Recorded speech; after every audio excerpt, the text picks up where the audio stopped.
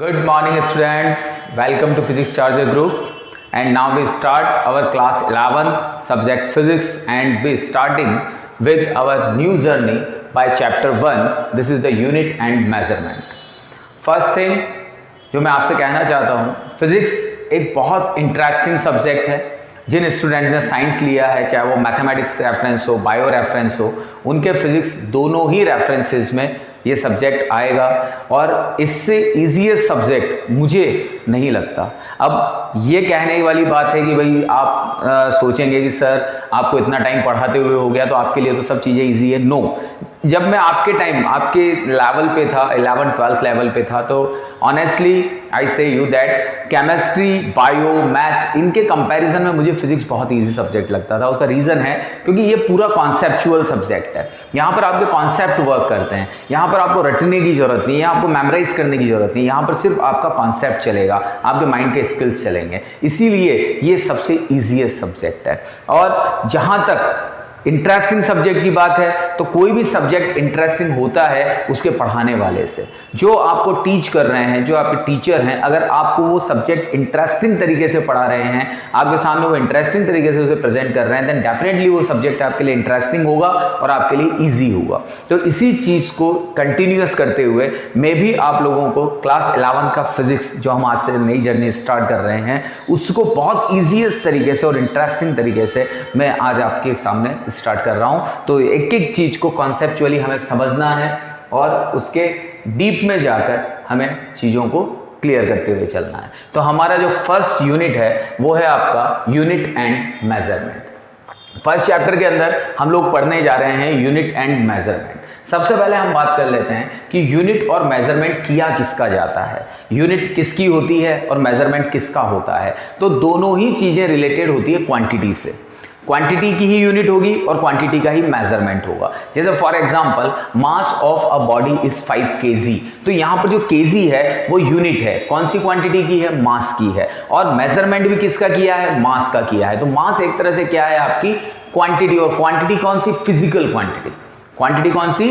Physical quantity. तो इस chapter की स्टार्टिंग हम करते हैं बच्चों. आज हमारी जर्नी का स्टार्टिंग फर्स्ट टॉपिक जो हम ले रहे हैं वो ले रहे हैं फिजिकल क्वांटिटी.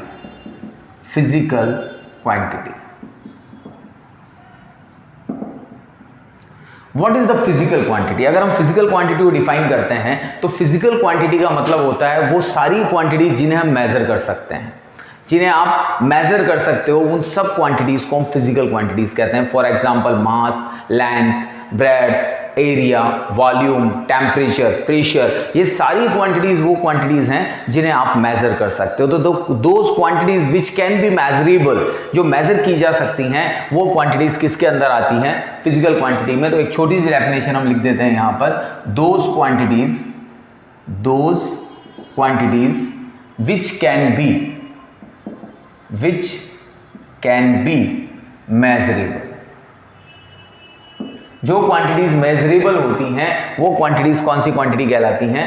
फिजिकल क्वांटिटी कहलाती हैं. जैसे अगर हम एग्जांपल्स ले लेते हैं यहां पर, तो एग्जांपल के अंदर आपका आ गया मास, आपका आ गया लेंथ, आपका आ गया टाइम, आपका आ गया एरिया, आपका आ गया टेम्परेचर, आपका आ गया प्रेशर. तो ये सारी चीजें जो हम यहाँ लिख रहे हैं, ये सारी चीजें, ये सारी क्वांटिटीज कौन सी क्वांटिटीज कहलाएंगी? फिजिकल क्वांटिटीज कहलाएंगी. और फिजिकल क्वांटिटीज का मतलब सिंपल सा है कि जिन क्वांटिटीज को आप मेजर कर सकते हैं वो क्वांटिटीज आपकी फिजिकल क्वांटिटी होगी. ओके, अब यहां पर हम बात करते हैं कि फिजिकल क्वांटिटी का क्लासिफिकेशन अगर हम करना चाहें तो फिजिकल क्वांटिटी 2 टाइप्स की होती हैं. तो यहां पर अगर मैं फिजिकल क्वांटिटी का क्लासिफिकेशन करता हूं तो फिजिकल क्वांटिटी का क्लासिफिकेशन हम 2 टाइप से कर सकते हैं. एक क्वांटिटी तो आपकी होती है, this is the fundamental quantity. कौन सी क्वांटिटी होती है बेटा? Fundamental quantity. और एक क्वांटिटी आपकी होती है, this is the derived quantity. इस क्वांटिटी को हम बोलते हैं डिराइव्ड क्वांटिटी. ओके, तो अब 2 क्वांटिटीज मेरे पास में है. एक क्वांटिटी है फंडामेंटल और एक क्वांटिटी है डिराइव्ड क्वांटिटी. अगर हम फंडामेंटल क्वांटिटी को समझें तो फंडामेंटल क्वांटिटी होती क्या है? फंडामेंटल मतलब बेसिक. फंडामेंटल का मतलब क्या होता है बेटा? बेसिक। जैसे फॉर एग्जांपल जब हम कोई न्यू हाउस कंस्ट्रक्ट करते हैं तो न्यू हाउस कंस्ट्रक्ट करने में सबसे पहले हम क्या करते हैं, उसका फाउंडेशन बनाते हैं और फिर उस फाउंडेशन के ऊपर हाउस को क्रिएट करते हैं। अगर हम किसी भी न्यू सब्जेक्ट को पढ़ेंगे, किसी भी न्यू टॉपिक को पढ़ेंगे तो पहले हमें उसका कॉन्सेप्ट बिल्डअप करना पड़ेगा, तब जाकर वो टॉपिक हमें क्लियर होगा। तो फंडामेंटल का मतलब क्या होता है? फंडामेंटल का मतलब यही चीजें होती है। फंडामेंटल मीन्स बेसिक, यानी ऐसी क्वांटिटीज जो कंप्लीटली इंडिपेंडेंट होती हैं, जो किसी पर डिपेंड नहीं करती, जिन्हें किसी अदर क्वांटिटीज से इवेल्युएट नहीं किया जा सकता, वो क्वांटिटीज आपकी फंडामेंटल क्वांटिटी कहलाएगी। जैसे मैंने अभी आपको जो एग्जांपल दिया हाउस और फाउंडेशन का, तो फाउंडेशन पर हाउस डिपेंड करता है ना कि हाउस पर फाउंडेशन। फाउंडेशन कंप्लीटली फ्री है यहाँ पर, तो कंप्लीटली फ्री होने की वजह से मैं उसको फंडामेंटल की तरह ट्रीट कर सकता हूँ, जबकि हाउस उस पर डिपेंड कर रहा है। तो फंडामेंटल क्वांटिटीज कौन सी क्वांटिटीज होती हैं बेटा? कि those quantities which can completely independent and not evaluated by the other quantities। तो अगर हम फंडामेंटल क्वांटिटी को डिफाइन करते हैं तो फंडामेंटल क्वांटिटी का डेफिनेशन क्या होता है देखिएगा। तो फंडामेंटल क्वांटिटी क्या होती हैं? फंडामेंटल क्वांटिटीज होती हैं आपकी, अगर मैं फंडामेंटल क्वांटिटी को डिफाइन करता हूं यहाँ पे, तो मैं यहाँ लिखता हूं फंडामेंटल क्वांटिटी, ओके। और फंडामेंटल क्वांटिटी होती क्या है? तो फंडामेंटल क्वांटिटीज होती हैं those quantities which are completely independent। First thing तो ये हो गई आपकी, ठीक है। सेकंड थिंग क्या होती है? Not evaluated by any other quantity,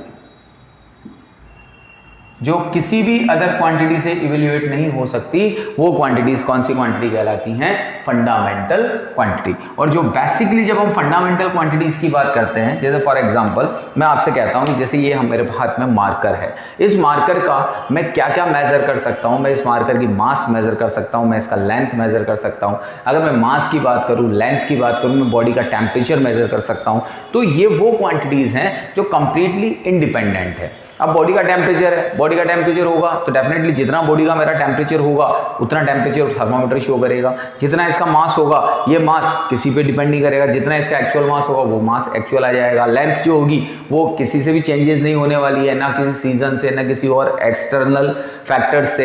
तो कहने का मतलब ये है कि ये सारी क्वांटिटीज जो कंप्लीटली इंडिपेंडेंट होती हैं, जो दूसरी क्वांटिटीज से इवेल्युएटेड नहीं होती, उन क्वांटिटीज को हम फंडामेंटल क्वांटिटीज कहते हैं। और बेसिकली जब हम फंडामेंटल क्वांटिटीज की बात करते हैं तो फंडामेंटल क्वांटिटीज 7 टाइप्स की होती है। कितने टाइप्स की? 7। जनरली तो हम शुरू में स्टार्टिंग जब हम करते हैं चैप्टर की तो हम सिर्फ 3 क्वांटिटीज को लेके चलते हैं, this is a mass, length और टाइम। लेकिन जब यूनिट सिस्टम जब हम पढ़ेंगे तो वहां पर जाकर ये 3 क्वांटिटीज 7 क्वांटिटीज में कन्वर्ट हो जाएगी। तो फिलहाल मैं अभी यहाँ पर 3 ही क्वांटिटीज को डिस्कस कर रहा हूँ। आपके लिए यहाँ पर लिख देता हूँ मैं मास, लेंथ और टाइम। ये 3 क्वांटिटीज ऐसी क्वांटिटीज हैं जो कंप्लीटली इंडिपेंडेंट है, जो किसी पर डिपेंड नहीं करती और जिन्हें हम किसी अदर क्वांटिटीज से इवेल्युएटेड नहीं कर सकते। तो ऐसी क्वांटिटी को हम फंडामेंटल क्वांटिटी कहते हैं।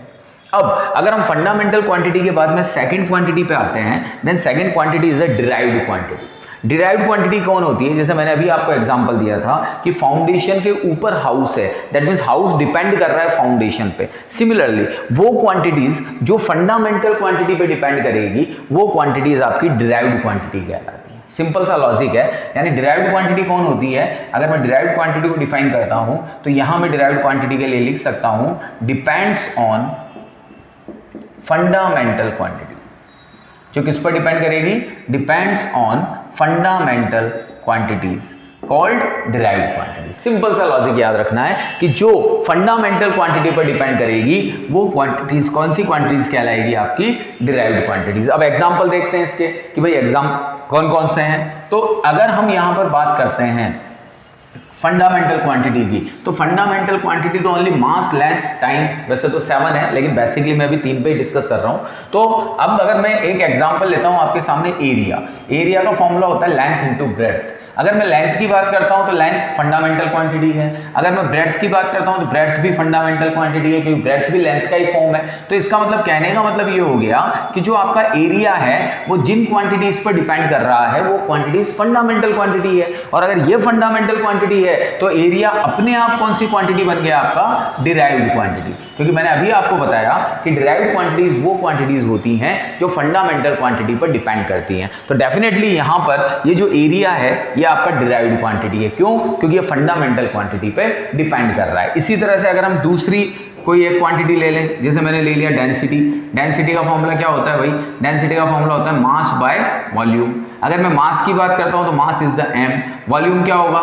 साइड का क्यूब, लेंथ का क्यूब। तो लेंथ और मास दोनों देखी जाए तो कौन सी क्वांटिटीज हैं? Fundamental quantities. तो अगर ये दोनों फंडामेंटल क्वांटिटीज हैं तो डेंसिटी इन फंडामेंटल क्वांटिटीज पर डिपेंड कर रही है। इसका मतलब डेंसिटी कौन सी क्वांटिटी है? Derived quantity. तो बहुत सिंपल सा कॉन्सेप्ट है बेटा कि जो क्वांटिटीज फंडामेंटल क्वांटिटीज पर डिपेंड करती हैं वो क्वांटिटीज डिराइव्ड क्वांटिटीज कहलाती हैं, और जो क्वांटिटीज कंप्लीटली फ्री रहती हैं उन्हें हम फंडामेंटल क्वांटिटी कहते हैं। तो दो चीजें आपको ध्यान रखनी है कि fundamental quantities are completely independent and derived quantities which are depends on the fundamental quantity. Okay, इसके बाद में हम बात करते हैं यहाँ मेजरमेंट की। अब देखिएगा, अब हमारा चैप्टर स्टार्टिंग फेज में आ चुका है। अब हम बात कर रहे हैं यहाँ मेजरमेंट की कि मेजरमेंट होता क्या है। ठीक है, अब अगर मैं मेजरमेंट की बात करता हूं, जैसे सपोज दैट मुझे इस मार्कर का लेंथ मेजर करना है, तो जब मैं इस मार्कर का लेंथ मेजर करूंगा तो आई यूज अ स्केल, मुझे एक स्केल को यूज में लेना पड़ेगा। ठीक है, स्केल से मैं इसका लेंथ मेजर करूंगा। लेकिन आपने कभी सोचा है कि स्केल से इसका लेंथ मेजर करने का लॉजिक क्या है? इसका लॉजिक ये है बेटा कि मैं इसकी लेंथ का कंपैरिजन कर रहा हूं स्केल के साथ में, तभी तो मुझे लेंथ मिलेगी। इसी तरह से अगर मुझे मेरे बॉडी का टेम्परेचर देखना है तो मैं थर्मोमीटर को यूज में ले रहा हूँ, या थर्मोमीटर का जो डाटा है उसके साथ मैं मेरे बॉडी टेम्परेचर को कंपेयर कर रहा हूँ। अगर मैं टेलर के पास में जाता हूँ क्लॉथ स्टिच करवाने, तो टेलर मेरा जो लेंथ का मेजरमेंट लेगा वो इंच टेप से लेगा। दैट मीन्स वो मेरी लेंथ का कंपैरिजन कर रहा है इंच टेप से।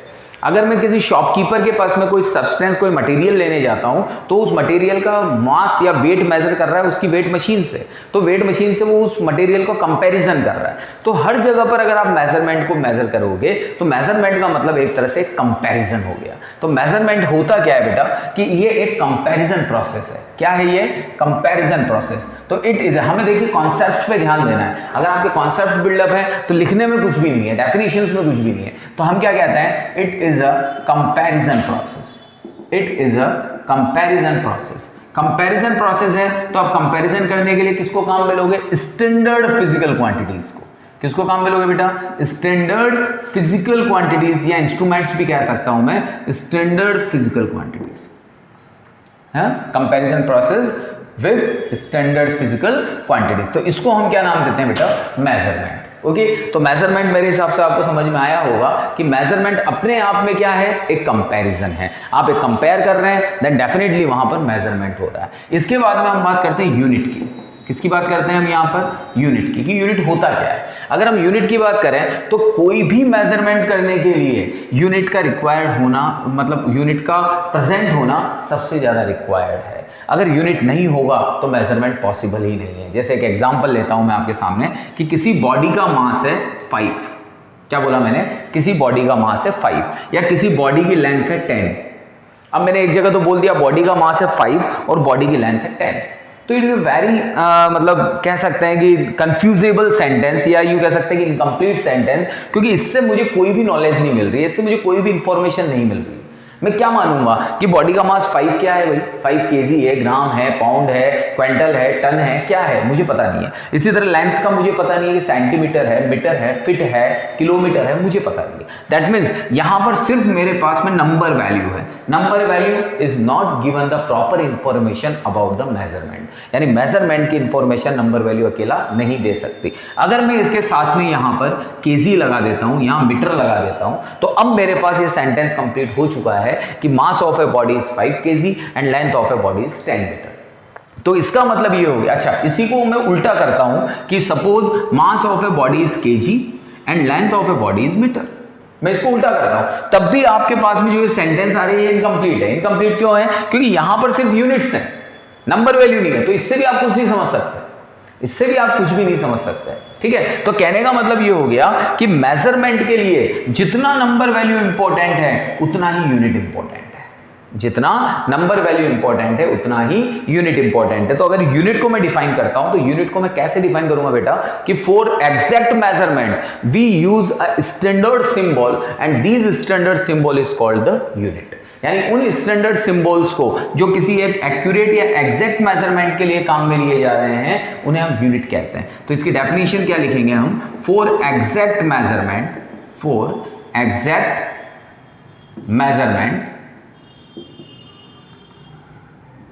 used standard symbol is called unit। ठीक है, जैसे एग्जांपल ले लें हम लोग, फॉर एग्जांपल मास के लिए बात करें तो मास की यूनिट हम केजी कह सकते हैं, ग्राम कह सकते हैं, कुछ भी कह सकते हैं। अगर लेंथ हम लेते हैं तो लेंथ के लिए मैं यहाँ पर मीटर ले सकता हूँ, सेंटीमीटर ले सकता हूँ, किलोमीटर, कुछ भी ले सकता हूँ। तो यूनिट क्या है, यूनिट किसी भी मेजरमेंट को एग्जैक्टली, प्रॉपरली, एक्यूरेटली करने के लिए जो स्टैंडर्ड सिंबल हम काम में लेते हैं, this is called the unit. And without unit and without number value we can't measure any quantity, any things. Clear है बेटा? बहुत सिंपल वे में चल रहे हैं हम लोग, एक एक चीज मैं आपको क्लियर करता हुआ चल रहा हूं। अब इसके बाद में यूनिट आ गई, तो यूनिट की प्रॉपर्टीज क्या होनी चाहिए भाई, यूनिट कैसे काम में लें, यूनिट की प्रॉपर्टीज क्या हो, यूनिट को हम अप्लाई कैसे करें, तो वो चीजें भी हमें समझ में आनी चाहिए। तो अगर मैं प्रॉपर्टीज ऑफ यूनिट की बात करता हूं तो प्रॉपर्टीज ऑफ यूनिट होती क्या है, देखिएगा बेटा।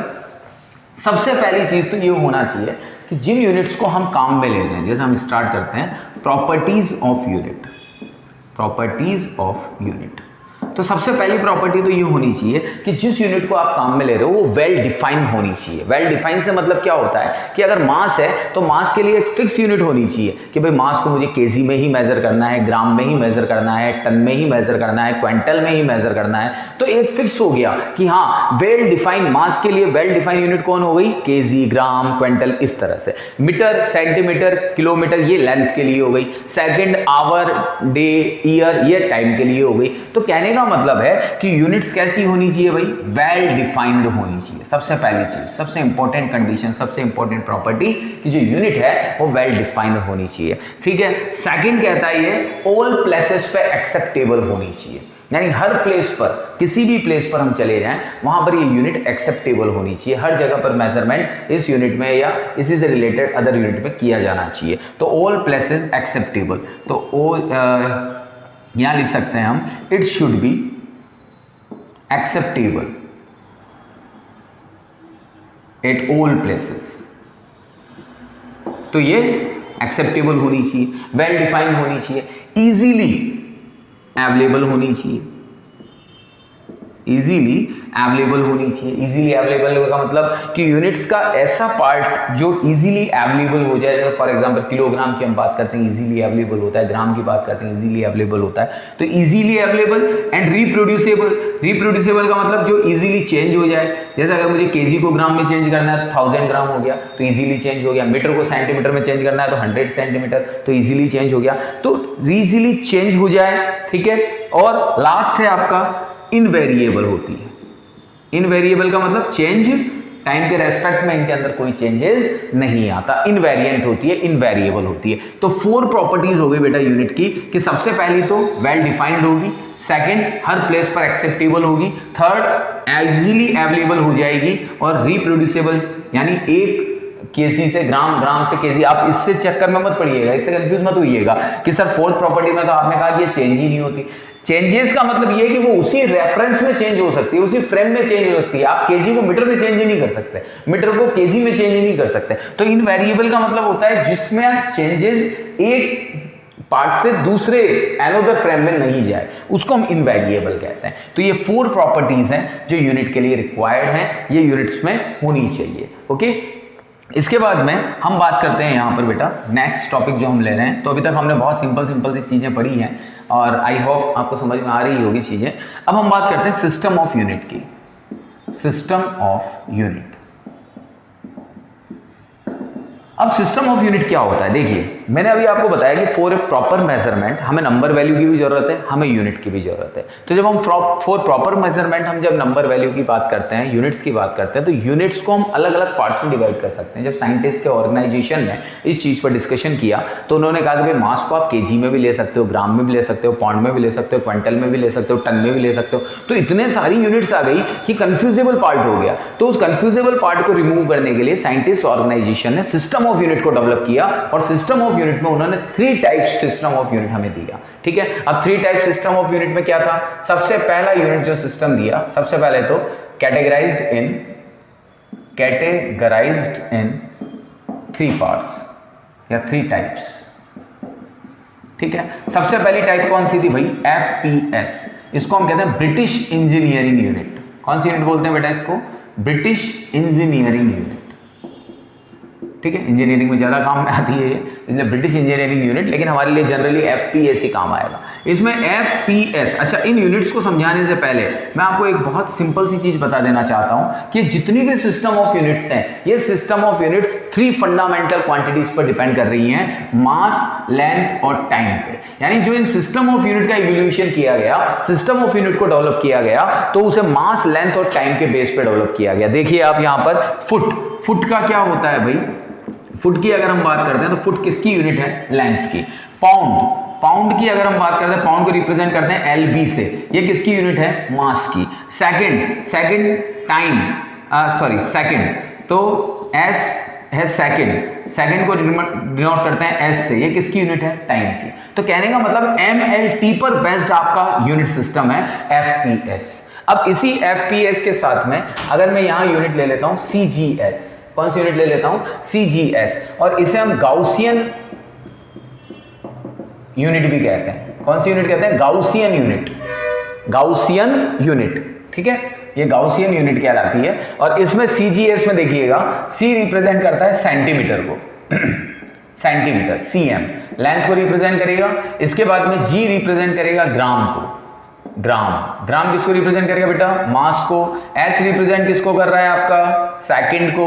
ये टाइम को रिप्रेजेंट करेगा। तो वापस CGS में भी आपका MLT काम में आ गया। मैंने आपको पहले ही बताया है कि सिस्टम ऑफ यूनिट किस पर बेस कर रही है बेटा? M, L and T पर, मास, लेंथ और टाइम पर। लास्ट में एक और यूनिट आती है, एक सिस्टम और आता है, and it is a more important, very important system, and this system is the MKS।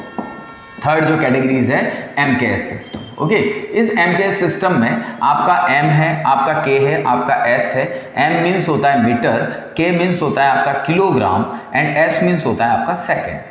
ठीक है, यहाँ M हो गया, यहाँ kg हो गया, यहाँ सेकंड हो गया। ये अपने आप में लेंथ है, ये अपने आप में मास है, और ये अपने आप में टाइम है। वापस वही MLT फ्रेम आ गया। तो अगर हम शॉर्टली बात करें तो 3 यूनिट सिस्टम्स हो गए हमारे पास, FPS, CGS और MKS, जिनके अंदर हम किसी भी फिजिकल क्वांटिटी का मेजरमेंट कर सकते हैं। तो these are the system of unit. अब देखिए, अब क्या एक मतलब कह सकते हैं, एक सिंपल सी लैंग्वेज में बात करें, एक देशी लैंग्वेज में बात करें, लोचा। क्या लोचा पड़ गया? क्या प्रॉब्लम आ गई? प्रॉब्लम ये आने लगी कि भाई ये सिस्टम ऑफ यूनिट तो दे दिया, लेकिन अब सिस्टम ऑफ यूनिट देने के बाद में जब मेजरमेंट होने लगे, तो मेजरमेंट में अब कोई मीटर में मेजर कर रहा है, कोई सेंटीमीटर में मेजर कर रहा है, कोई फुट में मेजर कर रहा है। आप कहोगे सर मेजर करने दो ना, क्या प्रॉब्लम है? मैग्नीट्यूड में थोड़ी चेंजेस आ रहा है, कोई चेंजेस नहीं आ रहा। मैं खुद भी नहीं कह रहा कि मैग्नीट्यूड चेंज होगा, लेकिन मैग्नीट्यूड में चेंजेस नहीं आ रहा, लेकिन आंसर का जो यूनिकनेस है वो यूनिकनेस चेंज हो जाता है। जैसे फॉर एग्जांपल कोई आंसर आ रहा है 10 सेंटीमीटर, ठीक है, किसी पर्सन ने अगर इसे मीटर में निकाला तो 0.1 हो जाएगा, फुट में निकालेगा तो इसमें 10 में आप 3.48 का डिवाइड करोगे तो आंसर एक और अलग आ जाएगा। इसका मतलब आंसर की यूनिकनेस क्या हो गई? चेंज हो गई। जब भी हम कोई क्वेश्चन करते हैं, जब हम आंसर बुक देखते हैं तो आंसर बुक में एक यूनिक आंसर दिया जाता है। तो यहां पर वो प्रॉब्लम आने लगी कि आंसर की यूनिकनेस खत्म हो गई। अब आंसर की यूनिकनेस खत्म हो गई, तो उस आंसर की यूनिकनेस खत्म होने को रोकने के लिए साइंटिस्ट ने क्या कहा कि भाई अब इन 3 यूनिट सिस्टम को भी हटाओ, क्योंकि अब ये भी प्रॉब्लम क्रिएट कर रहे हैं। तो अब इन 3 यूनिट सिस्टम्स के प्लेस पर उन्होंने एक सिंगल यूनिट सिस्टम काम में लिया, और उस सिंगल यूनिट सिस्टम को उन्होंने नाम दिया इंटरनेशनल सिस्टम ऑफ यूनिट। क्या नाम दिया? इंटरनेशनल सिस्टम ऑफ यूनिट, या फिर SI सिस्टम। तो अगला जो पार्ट है हमारा वो है आपका इंटरनेशनल सिस्टम ऑफ यूनिट, या फिर इसको हम SI यूनिट भी कहते हैं। कौन सी यूनिट कहते हैं बेटा? SI unit. अब इंटरनेशनल सिस्टम ऑफ यूनिट क्या था भाई? 3 सिस्टम हमारे पास में है। हमारे पास में CGS है, हमारे पास में FPS है, हमारे पास में MKS है। अब जब ये SI यूनिट सिस्टम बनाया गया तो SI यूनिट सिस्टम में इन्होंने MKS सिस्टम को अडॉप्ट किया। किस सिस्टम को लिया? MKS सिस्टम को। तो उन्होंने MKS सिस्टम में कुछ मॉडिफिकेशन किया, और मॉडिफिकेशन करके एक न्यू सिस्टम दे दिया, SI सिस्टम। क्योंकि जब भी कोई नई चीज डेवलप होती है तो पुरानी के अंदर मॉडिफिकेशन करना पड़ता है, तभी तो नई कहलाएगी। जैसे कोई मोबाइल है, मोबाइल अगर नया कॉन्फ़िगरेशन आएगा तो उसका स्क्रीन चेंज हो जाएगा, उसका कैमरा चेंज हो जाएगा, रेजोल्यूशन चेंज हो जाएगा, दूसरी चीज़ें चेंज हो जाएगी, फीचर्स चेंज हो जाएंगे, तो मॉडिफिकेशन हो गया। मोबाइल तो वही था, कंपनी भी वही थी, लेकिन कंपनी ने क्या किया, अपने मोबाइल के अंदर मॉडिफिकेशन कर दिया। तो यहाँ पर जो ये SI यूनिट सिस्टम है, इस SI यूनिट सिस्टम ने किस पर मॉडिफिकेशन किया, MKS सिस्टम। तो it is a modified form of, क्या लिखेंगे हम, it is a modified form of MKS system. ये कौन से सिस्टम का मॉडिफाइड फॉर्म था, MKS सिस्टम का। अब आप कहोगे सर MKS सिस्टम को मॉडिफाइड फॉर्म कैसे समझे। MKS सिस्टम के मॉडिफाइड फॉर्म को ऐसे समझो तुम लोग कि यहां पर KM था, ML था, ST था, यानी K किलोग्राम मास का यूनिट था, L मीटर लेंथ का यूनिट था और सेकंड टाइम का यूनिट था। तो दैट मींस यहां पर सिर्फ 3 बेसिक क्वांटिटीज चल रही थी, 3 फंडामेंटल क्वांटिटीज चल रही थी। लेकिन जैसे ही इसको मॉडिफाई किया गया, 3 के प्लेस पर कितनी फंडामेंटल क्वांटिटीज आ गई, 7। मैंने चैप्टर की स्टार्टिंग में आपको बोला था कि 7 क्वांटिटीज फंडामेंटल होती है, लेकिन अभी हम बेसिकली 3 क्वांटिटीज पर डिस्कस कर रहे हैं। तो यहां पर जब इसको मॉडिफाई किया गया है MKS सिस्टम को, तो कितनी क्वांटिटीज ली गई बेटा, 7 क्वांटिटीज यहां पर काम में ली गई। कौन से सिस्टम में, SI सिस्टम में। तो अब वो 7 क्वांटिटीज कौन कौन सी हैं, तो हम एक बार टेबल बना लेते हैं इसकी। Then this is the first, तो है आपका फंडामेंटल क्वांटिटी, यहां आ गई इसकी यूनिट और यहां आ गया इसका सिंबल। ठीक है, अब देखिएगा, अब यहां पर हम कहते हैं पहली तो 3 क्वांटिटीज तो सेम है, this one is the mass, this is length and this is time. इसके बाद में 4th क्वांटिटी आती है आपकी इलेक्ट्रिक करंट। कौन सी क्वांटिटी आती है बेटा, इलेक्ट्रिक करंट। 5th क्वांटिटी आती है आपकी टेम्परेचर। कौन सी आती है, टेम्परेचर। 6th क्वांटिटी आती है आपकी अमाउंट ऑफ सब्सटेंस। कौन सी क्वांटिटी आती है, अमाउंट ऑफ सब्सटेंस। इन सबको भी डिफाइन करूंगा मैं आपको, amount of substance. And the last quantity क्या आती है आपकी, ल्यूमिनस इंटेंसिटी। ल्यूमिनस इंटेंसिटी, इसको थोड़ा सा हम बड़ा करके लिख देते हैं, यहाँ पर एकदम बहुत शॉर्ट में हो गया है तो क्लियर नहीं हो पाएगा, तो इसको थोड़ा सा हम लार्ज कर देते हैं, देखिएगा, क्योंकि दिखना भी जरूरी है। तो यहाँ पर ये तो हो गई आपकी फंडामेंटल क्वांटिटी, ठीक है, ये कौन हो गई आपकी फंडामेंटल क्वांटिटी, ये हो गया आपका यूनिट और ये हो गया इसका सिंबल। ठीक, अब फंडामेंटल क्वांटिटी में सबसे पहली क्वांटिटी ले ली मैंने मास, इसके बाद में ले लिया मैंने लेंथ, इसके बाद में ले लिया मैंने टाइम, इसके बाद में ले लिया मैंने इलेक्ट्रिक करंट, इसके बाद में ले लिया मैंने टेम्परेचर, इसके बाद में ले लिया मैंने अमाउंट ऑफ सब्सटेंस और सबसे लास्ट में मैंने ले लिया ल्यूमिनस इंटेंसिटी। एक एक को मैं डिफाइन करूंगा अभी आपको, जो चीजें आपको पता नहीं है, जैसे 2 लास्ट वाली जो चीजें हैं, मोल ऑफ सब्सटेंस और ल्यूमिनस इंटेंसिटी क्या होती हैं, इन्हें हम डिफाइन करेंगे। ओके, तो मास की अगर मैं बात करता हूं तो मास का यूनिट होता है किलोग्राम, क्योंकि ये MKS सिस्टम का मॉडिफाइड फॉर्म है बेटा, ध्यान रखना। तो MKS सिस्टम में तो MLT की यूनिट्स तो आप लोग जानते हैं, लेंथ का यूनिट होता है मीटर, टाइम का यूनिट होता है सेकेंड, ठीक है, electric current you know very well ampere, temperature you know very well kelvin, amount of substance mole, इसको सुना नहीं होगा शायद आपने, ल्यूमिनस इंटेंसिटी होती है कैंडेला। ओके, अब इनके सिंबल क्या क्या बनेंगे, इसका केजी, इसका मीटर, इसका सेकंड, इसका एम्पियर, इसका केल्विन, इसका सिंपल MOL मोल और इसका CD। तो these are the 7 fundamental quantities which are used in the SI unit system। यानी इंटरनेशनल सिस्टम ऑफ यूनिट की जब हम बात करते हैं तो इंटरनेशनल सिस्टम ऑफ यूनिट में ये 7 फंडामेंटल क्वांटिटीज हमारे काम में आती है। ओके बेटा, तो आज की क्लास के अंदर मैं इतना ही आपको पढ़ाऊंगा। हम बहुत स्लोली चलेंगे, एक एक कॉन्सेप्ट्स को क्लियर करते हुए चलेंगे। ये पूरा जो फिजिक्स चार्जर ग्रुप है बेटा, एक बहुत ही कह सकते हैं हम कॉन्सेप्चुअल और इंटरेस्टिंग चेन है, जो एक फिजिक्स पढ़ने वाले स्टूडेंट के लिए बहुत हेल्पफुल है। उसे बहुत ईजी तरीके से समझाने का मेरी पूरी कोशिश रहेगी आप लोगों को ईजी समझाने के लिए। तो यहाँ पर हमने जो फंडामेंटल क्वांटिटीज लिखी हैं, वो फंडामेंटल क्वांटिटीज SI सिस्टम के अंदर कितनी हैं, 7, और ये 7 फंडामेंटल क्वांटिटीज, इनकी यूनिट्स और ये इसका सिंबल। तो आई होप आपको आज का लेक्चर अच्छी तरह से समझ में आया होगा। अगर आपको समझ में आया है बेटा तो इस चैनल को जरूर सब्सक्राइब करें और बेल आइकन को प्रेस करें, ताकि न्यू वीडियो जितने भी मेरे आएंगे उनको आप class to class time to time पे पढ़ते रहें, ताकि आपके कॉन्सेप्ट्स क्लियर होते जाएं। ओके बेटा, तो इनकी जो डेफिनेशंस हैं वो अब हम नेक्स्ट क्लास में पढ़ेंगे। तब तक के लिए थैंक यू, गुड बाय।